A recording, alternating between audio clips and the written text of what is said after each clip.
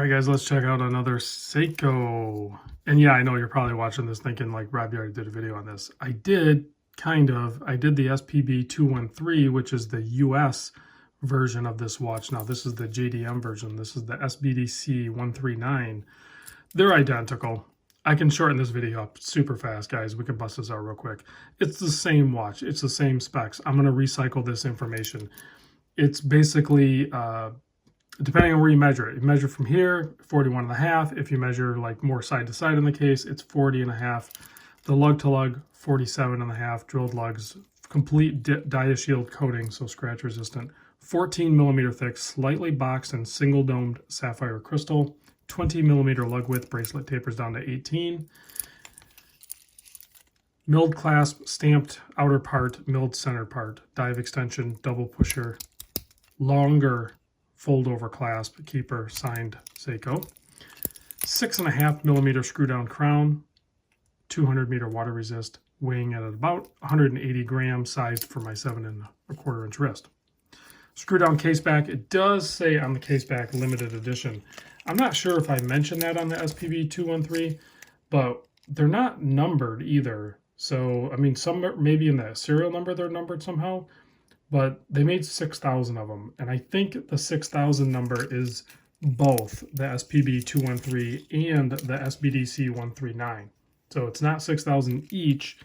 It's not like there's 12,000 of them. I think it's 6,000 total between the two of them. What is the split? I don't know how many they sent to the JDM market versus how many they sent to the US market. So you kind of have this really rich, shiny enamel, almost blue coating on the bezel insert, which is probably stainless steel or something like that, because it's not ceramic and it's not aluminum.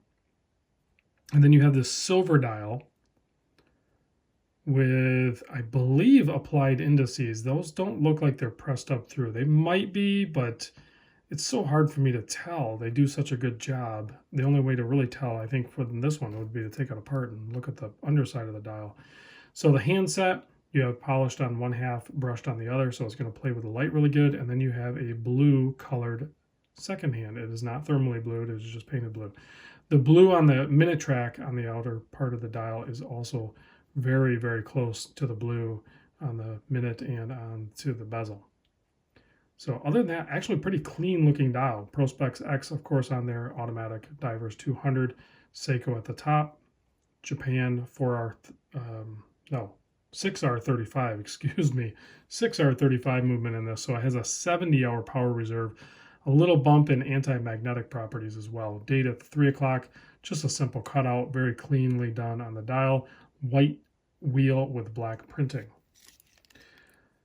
120 click coin edge bezel on this guy. So if we go ahead and turn that, this one's pretty stiff. Like there's no play in it or anything like that. And it lines up. So nice feeling Seiko bezel on this one for sure. You're going to have a pin and collar system on the bracelet. The bracelet's actually really nice. The big complaint I think people have with this one is the end link to case fitment. You can see there's a little gap there and there's a little bit of wiggle room. Will that bug you? Will that bother you? I don't know, I'm asking you. Will that bother you? Like, it doesn't bother me. I don't really care. It doesn't bother me one bit. So, and this one was sent in by my buddy Doug. He picked it up from Gnomon Watches. I have no affiliation with Gnomon Watches, but if they ever did want to work with me, I would, because they can get some pretty cool JDM models. So, yeah, Gnomon, if you guys watch this, like, hit me up. So, there it is on my 7.25 inch wrist. I'm definitely gravitating towards these smaller watches, guys, like this one, the Black by 58, of course, my Rolex. You know, it wasn't that long ago, and I was wearing the 42 by 50. Now I'm gravitating towards like the 40 and a half, 41 by like 48-ish, that sweet spot that I think it just works at so many levels and works on so many people's wrists. It's just way more universal. Here it is next to a Seiko Skx. A little bit of grime on there. If you guys are playing a drinking game, I don't know how many times I wiped the dial with my thumb, but... And here it is next to the 41 millimeter Rolex Submariner. Sorry I didn't sync the time on these guys, but at least they're running.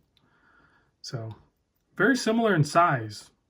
Totally different looking watch, but very similar in size. at, you know, a fraction of the price. What is the price on this? Again, I don't know. It's in yen. 143,000 yen. I didn't write down the price on the spb213. I don't know. It'll be in the description. I'll put a link to Gnomon. And if there's still any spb213s available from any of my US sellers, I'll put a link to that one down in the description as well, because like I said, it's the same watch. I would actually rather see you guys pick up the spb213 if you're in the United States. That way you don't have any warranty issues. You get it from an authorized dealer, and if you have a problem, they're going to help you with it. They're going to help you get it figured out. You know, is buying from Gnomon bad? No. I've bought watches from them. You've probably bought them. Doug's bought a ton of them. They're usually really good. Actually, my buddy Bobby Legs actually had a warranty issue with a Steinhardt that he picked up through Gnomon watches, and they took care of it. It's inconvenient, though, for sure. But I have a Seiko in the States right now, still at Seiko USA for like almost 6 months or something. So it's going to be inconvenient either way. There's the Loom, a nice green colored Loom on it for sure. And here it is next to the SKX Loom. It's not any brighter, but it's definitely not any, or it's not any dimmer, I guess. And maybe slightly dimmer, but it's not brighter. So they haven't, like, it's not like more potent or anything like that, but it's still plenty good enough. All right, guys, thanks for watching. I'll catch you on the next vid.